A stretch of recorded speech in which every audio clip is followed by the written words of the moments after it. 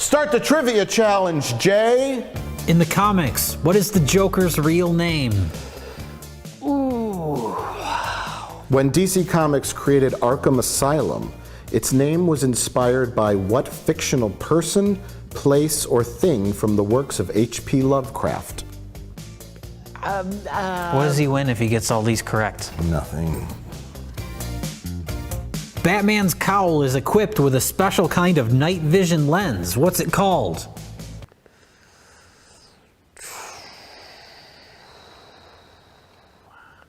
In Detective Comics number 275, a strange accident left Batman's costume with zebra stripes, turning him into the Zebra Batman, because being named after one animal sometimes isn't enough. What superpower did he have during his temporary transformation as Zebra Batman?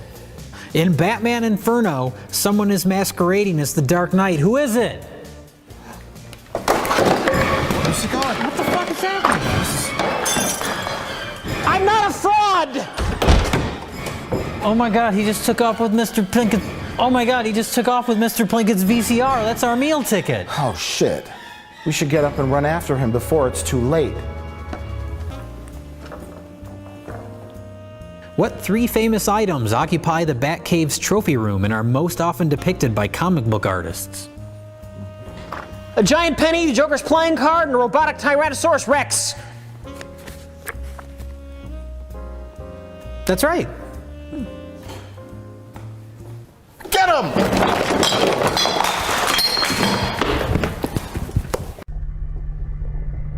Release the Kraken! Mike, did you hear the big news? Oh my god, you're pregnant? Yeah, but bigger than that. Oh my god, there was a celebrity divorce? Bigger! Bigger than that!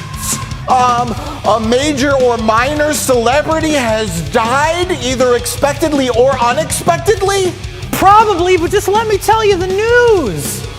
Okay! DC has made a film that apparently isn't terrible. What? Oh my...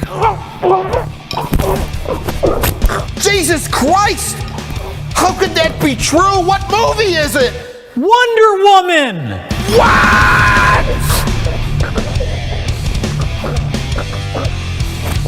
Come on, let's go see it! Oh my god! Fuck it! Let's go see this movie! It's gonna be wonderful!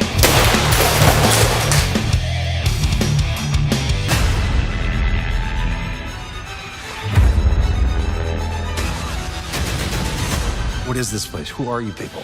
We are the bridge to a greater understanding. Right.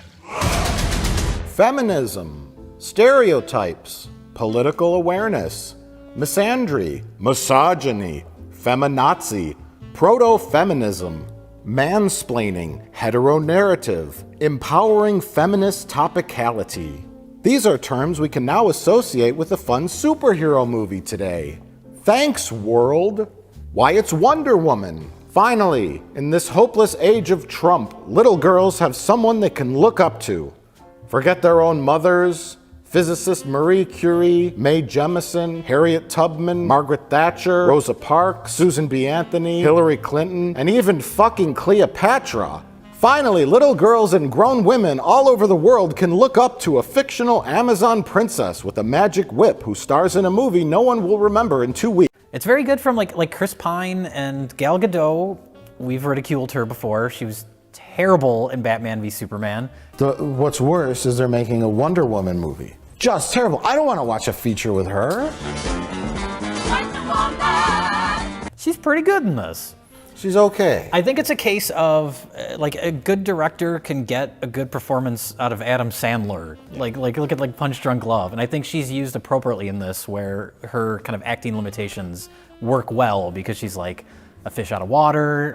There's that aspect to it, and she's kind of like seeing the world for the first time. I think it works really well. Yeah, I mean, I thought they were gonna do more fish out of water humor. I guess they're saving that for Aquaman. Oh my God. How can you not watch this movie and not root for Lex Luthor? Lex Luthor's like, yeah, we need to have like a backup plan for this insane alien who can destroy continents. And I'm like, yeah! Yeah, Lex Luthor was the sanest person in this movie. You know what the worst part about that is, too? The hypocrisy when Superman is Clark Kent is deriding Batman for his methods. You do the same shit. Yeah. You know what I really liked? The depressing montage of Superman saving people in the beginning. I was thinking about that. They show him like, I gotta drive this boat. there's like a rocket that's going up and it explodes, and then and it's all done in like slow motion. You see some of it in the trailer, like he's bringing down a thing in slow motion. Yeah, you thought it was an exciting moment. Yeah, like it looked like these are the moments that should be exciting action sequences, and they're portrayed as like a burden for Superman, and they're executed in a way where it's like depressing to look at. Yeah. Well, the movie is called Batman versus Superman. People are there to see Batman fight Superman, and it's 1% of the entire movie. The first hour and a half, hour 45 minutes, is establishing why Batman hates Superman. That's the opening scenes of the movie. Mm-hmm. He hates Superman. He's going to fight Superman. He fights him for 5 minutes, and then they immediately turn to being best friends when Batman realizes that both of their moms are named Martha. It makes some sense because Batman definitely has parental issues. If you're gonna get to Batman's heart, if you're gonna move him, that is how you would do it.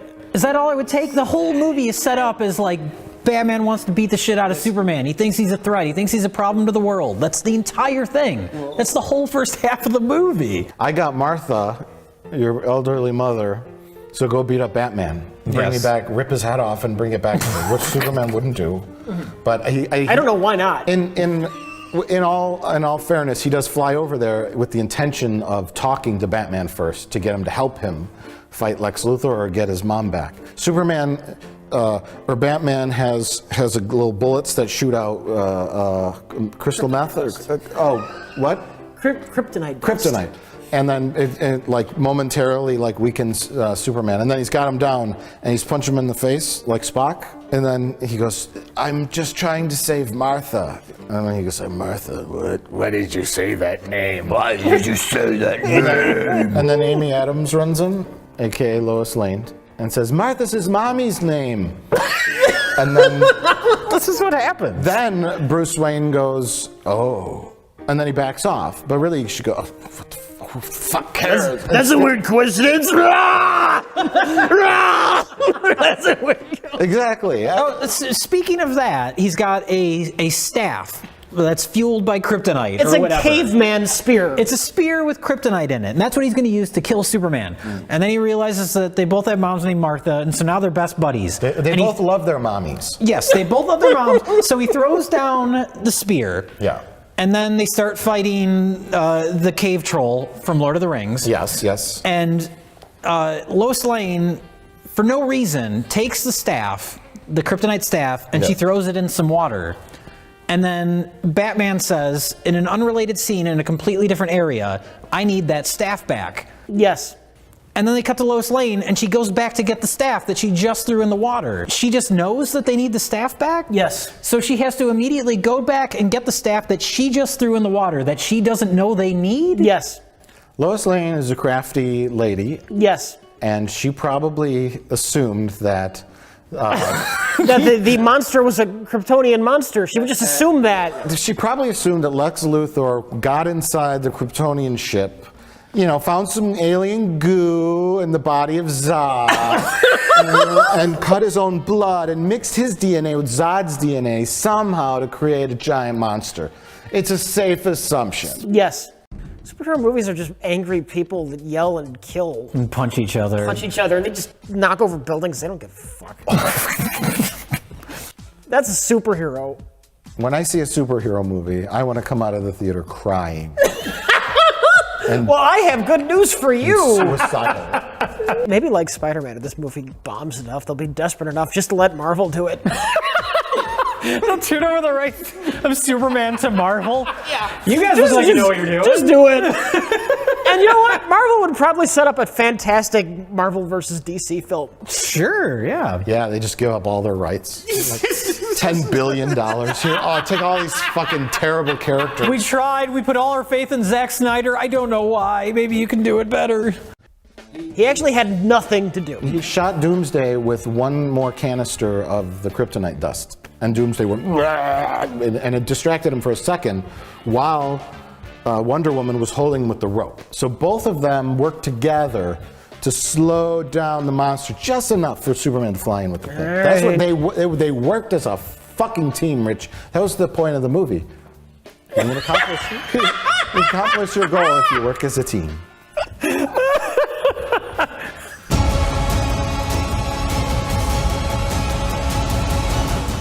If Zack Snyder directs the next one, he's really going to wank off with the Jesus stuff when Superman gets resurrected. It's going to take place 3 days later. Do you think they'll follow the comic book version of the death of Superman? No, because that was really interesting. He comes... I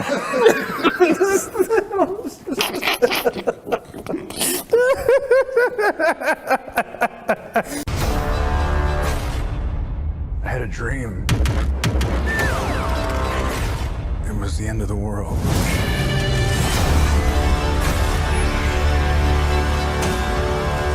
It's that time of the week again. Another superhero movie.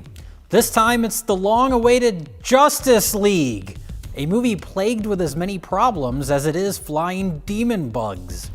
Zack Snyder presents, along with reshoots by Joss Whedon, a mess bigger than the one left by Hurricane Whatever.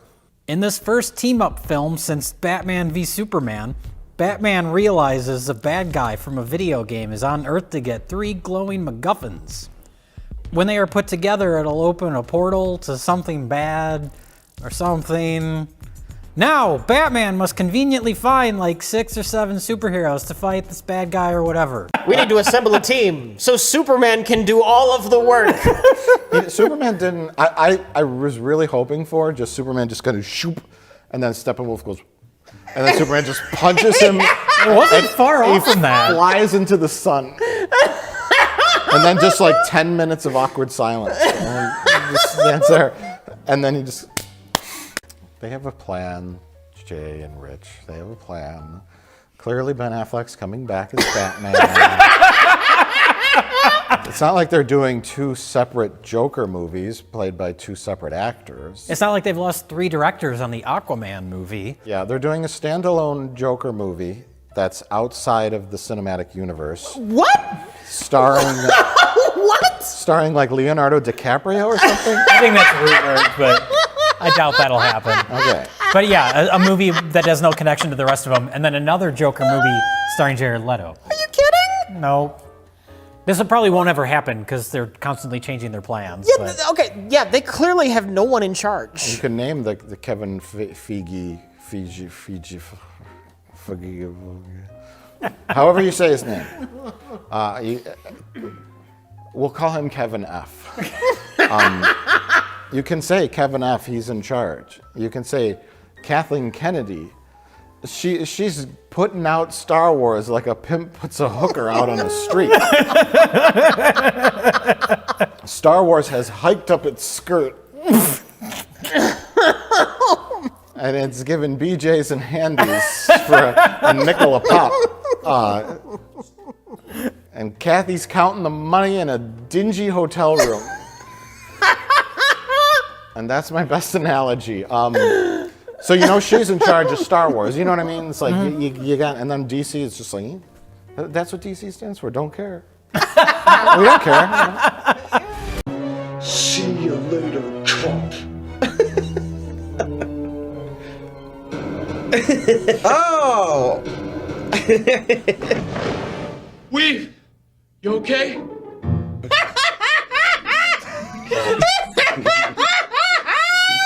His face acting was amazing.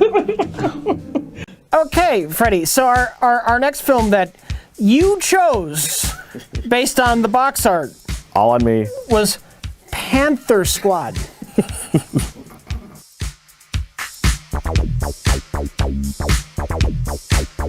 Freddie, Why did you choose Panther Squad? Well, there's two very big reasons. She has blonde hair, right? That's adventurous. And then I like the color green. And she's got like a green vest on. Yeah. Oh yeah. Right? I didn't. You know, I didn't notice the color of her jacket. Oh, okay. I was too busy staring at her. All right, so back to Cybernator, though. So we have the opening strip club, and there's an actual exotic dancer who starts off, and She's covered in baby oil. it kind of scared me a little. I thought, what is this movie going to be? Because it was not very, like, tastefully shot or anything. It's just like flat angle. Flat angle, and Awkward. her groinular area was right down the barrel. You know what I mean? Yeah. Well, also the very first stripper, she's in front of a completely black backdrop, and she's wearing long arm-length gloves that are also black. So for large portions of it, it looks like we're watching an amputee.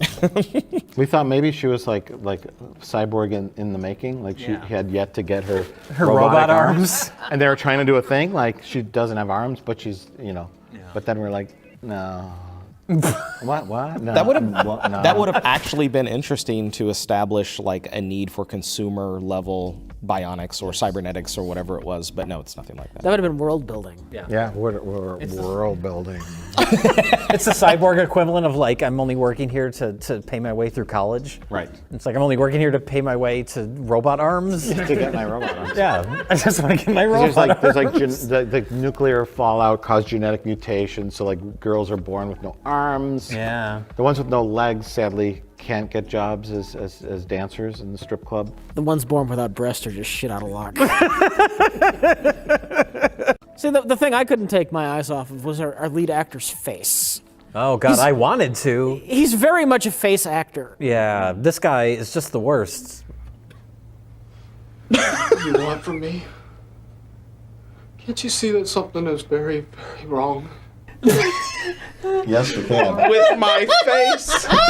With my face. You know, I have disease, and I can't control my face muscles. I mean, this was like the first scene they shot, and they said, "Don't do that anymore." He's acting sad. It's like a bad Brando impression or something. Yeah. Possibly the worst we've ever seen. It's like me underwears guy from The Room starred in a movie. Yeah. Well, and it seems you can just tell, like from watching it, that this is like a ego-driven young actor dude, because his hair is like he's got the perfect, just the right amount of strands hanging down. You can tell like that was very important to him. Yes. Oh my God! Oh my God! God, so embarrassing. Is he gonna do the Harrison Ford? Yep. Oh. Except they fucked up the timing of it. Oh God! Yeah. The way he cocked Steven that Spielberg shotgun. did it better. I just.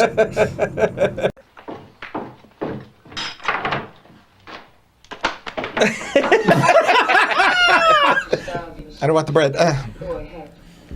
I'm watching my carbs. There's a fight scene. There's a fight scene in this movie where, you know, the Sybil Danning's walking down the street, and of course 3 men just try to rape her. And she gets into a fight. That's your assumption. We don't know what happens. We don't know what happens. She just walks into frame and a fight happens. But during that fight, they have to cut to something. They just cut to a living room where no one's in it. An empty living room!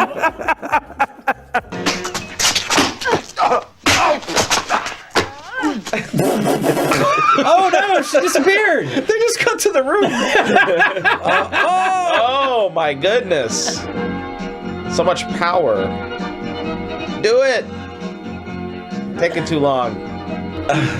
This is fucking weird. The Bionic Woman? That's what it feels like.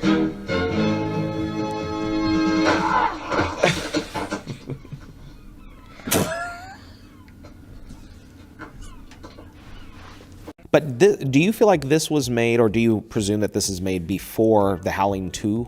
It looks like she is older, but I think it's right around the same time.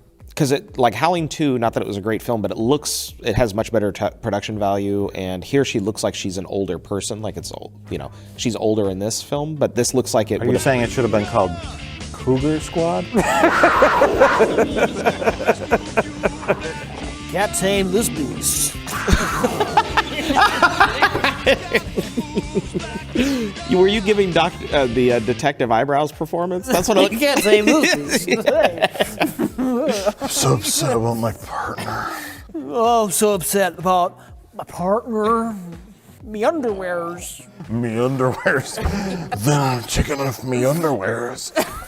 I wanted to see a lot more of her, and I mean that in a screen time type of way, not in the outfit sort of way. Yeah.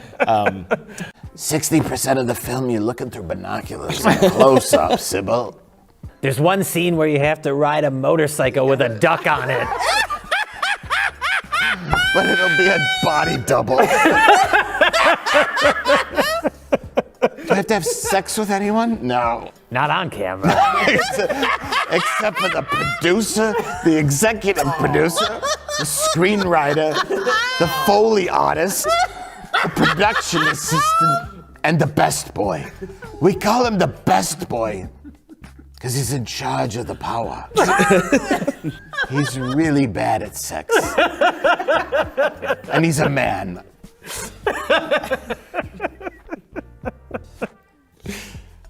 That made me sad.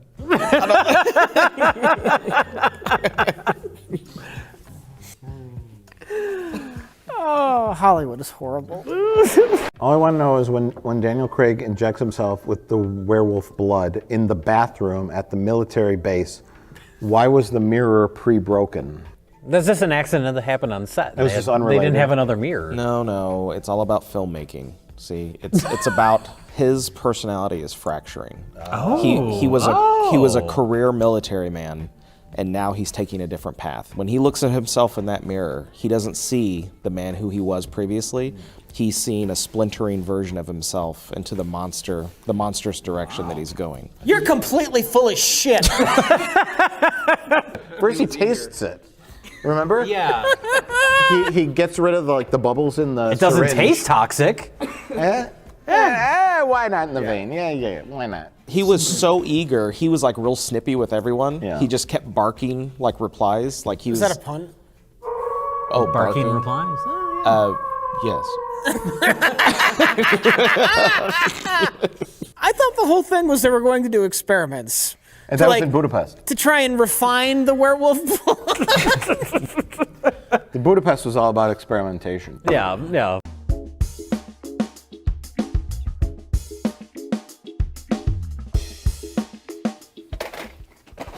Oh, Jesus fucking Christ.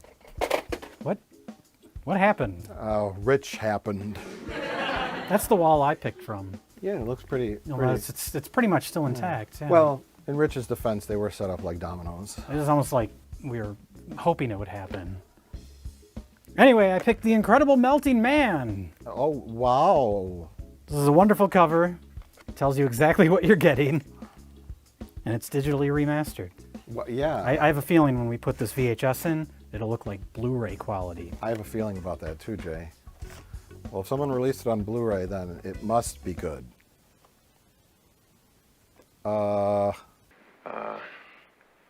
When Stephen West returns from Saturn, he brings a horrifying disease with him, a disease that melts his flesh. While Dr. Ted Nelson and the hospital staff are baffled by this mysterious illness, West secretly leaves the hospital and disappears. Soon after, the community is besieged by a series of violent deaths, and all of the victims are missing limbs. I don't know what that has to do with being a melting man, but just as Nelson suspects, West must feed on human flesh to save his own. Okay. Like, what are we in the first 2 minutes and we already have a melting man? Yes, yeah! Oh, the coffee creamer! She brought soda! It's Fago. It's Code Red! With the help of General Perry, Nelson sets out to stop the crazed cannibal before he brutally devours more innocent victims. The Incredible Melting Man. Is that the film about Rudy Giuliani? Suspense, horror, and incredible special effects make this gory tale truly unforgettable. If I tell you, I want you to promise me. No? Do you or do you not want to know? I want to know. Then you tell nobody, not even your wife. How's it coming, Rich? Oh, it's going well. All right. You're doing a great job. Did anything happen? They're talking about how they got to find the Melty Man. Oh. Another road I want to check out before we go back home. Why? You know, Doctor, I was married once. What's the significance of the road he wants to check out? What's the matter? Are you afraid to go home? Just a hunch that Melty Man might be there? He might be on that road. Jesus Christ. It's old Melty Road. That's where all the Melty Men end up. Yeah. Can we give a shout out to those hero cops? Yes. The only sensible people Oh, in this yeah. movie. They show up at the end of the movie. So Melting Man automatically, right then and there, just kills the cop with the shotgun. No, Neil! No! Why? Why does the doctor want him alive? So then 2 other cops come in, and Ted's like, no, don't shoot him. And they fucking shoot Ted right in the head. Don't move! Listen to me! I'm Dr. Ted Nelson! Oh my god! I thought they were just gonna shoot the Melty Man. Oh, good. Shoot him too. That's fucking amazing. Yes. These are my new favorite characters in the movie. They're the real heroes. Yes. It doesn't work. No. I mean, the Melting Man just walked off and melted on his own. After that, poor janitor had to come in the next morning and clean him up. The janitor that works at the power The plant. janitor that works at the power He plant saw came in the next day. nothing suspicious or peculiar about a pile of blood and guts and bones. We and hold slime. on a wide shot of him cleaning it up. I couldn't believe how long that went on. That was a funny joke. That was good. Rick Baker made an awesome head. And because of that, this movie is preserved on Blu-ray. And I'm okay with that. Why are we seeing all this? It looks good. Oh my god! Ugh. Oh, the skull cracked open. Holy shit! What's he doing? What's his goal? Yes. Absolutely. Absolutely. There's Dollar Tree Luke Skywalker. There's not Daisy Ridley. There's other girl. Oh, and then there is creepy porcelain doll tiny robot man. Yes. And they Half-size C-3PO. half-size C-3PO. Sort of like a mixture of both. R2-D2 and C-3PO. Yeah. Because he can do like, computer things. Like he has a program. There's a little bit of Twiggy. What? Buck Rogers. I thought you were talking about the model. No, I'm talking about the robot voiced by Mel Blanc in the Buck Rogers TV show. That's like 127 years before my time. Look it up. Look it up. It's an amazingly good comparison. Okay.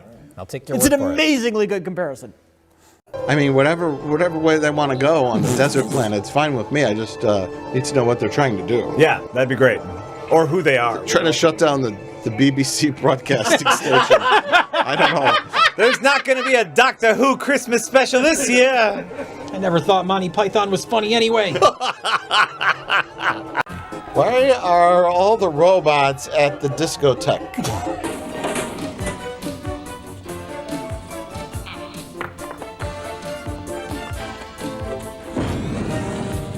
That's kind of neat. There's just a shelf of robot heads. Yeah. That's some. That's fun. You threw a bomb at him? Yeah. Yeah. What? What happened? Yeah, they threw a bomb at him. Let's see what's going on. Wait. So, we're not saving anybody. If you can hear us, come in. You've done it. Jowett's dead. All we need is a transporter to get us out of here. Abby, do what you can. She didn't die in vain. So they weren't going to save anybody until that voice came on the radio. So like that was their mission wasn't to save everyone. They're like, No. oh, I guess we will. It's like an afterthought. That's crazy.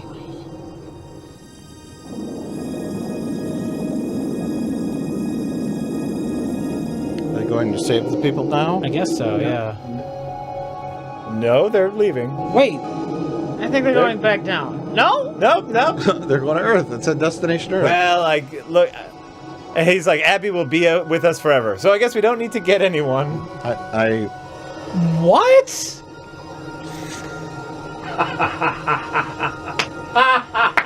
Oh my God! I have a headache. What? That was beautiful. We want a deal. Oh, look at all those cardboard boxes. I'm hoping and pinatas. Everything's flammable.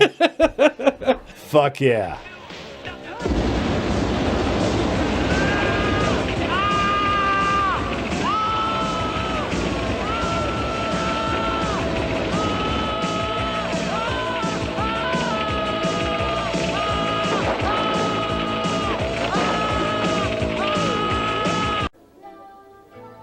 I know nothing, and it doesn't make any difference what I say. But my brother's dead. I saw them put him in the ground, and he's not. She's good. I can understand why she got the part of stripper in Beverly Hills Cop 2. Don't forget about her famous role as Shameless Woman. Shameless Woman. I was gonna say uncomely woman, but yeah, shameless woman. Shameless That's it. Woman. Show her angry face. That's her acting angry. Or her surprise face. Or her reading Or face. her reading a piece of paper. You have to act like you're reading a piece of paper. Did you tell this to the police? Also, he has a tiny bed and airplanes and cars in it. Yeah. It's time to take down the racing car posters, Nick. Why is she moving so much? Do you see that? Yeah. She's like bobbing up and down. His erection is uncomfortably poking into her back. You can never get your stepfather. She does kind of look like she's going like. Goes down on Jeff because she was. Yeah, it looks like she's trying to get out. Right. It's a guy's problem anyway. Oh, and then he's like choking her, and she's like. Oh yeah, they're trying to have an emotional scene, and she looks so uncomfortable. What was she trying to act? She was trying to do something, right? Sad? Was she trying to do sad? I don't think she was acting. I think she was legitimately uncomfortable in the position she was in. I think they couldn't fit the tripod where it was supposed to go, so she had to like lift her legs in the air and hold them, like in a crunch sit-up position. Like Sorry. she was holding the camera up as well? No, she was just her legs had to be lifted up. The room was so small, they had to be out of the way of the tripod. So imagine lifting your legs for like 30 minutes And while you're then filming. she's like sitting on his knee, and it's like, oh, his knee's right in my back. Yeah, it was- Oh, my mom and dad. Oh, That makes sense. Yeah, she was clearly very uncomfortable. Yes. You know, like, I judge movies on whether or not I'm miserable. And don't forget to click subscribe and like. Smash that like button. Smash that like button and follow us on Twitter and Facebook and Instagram.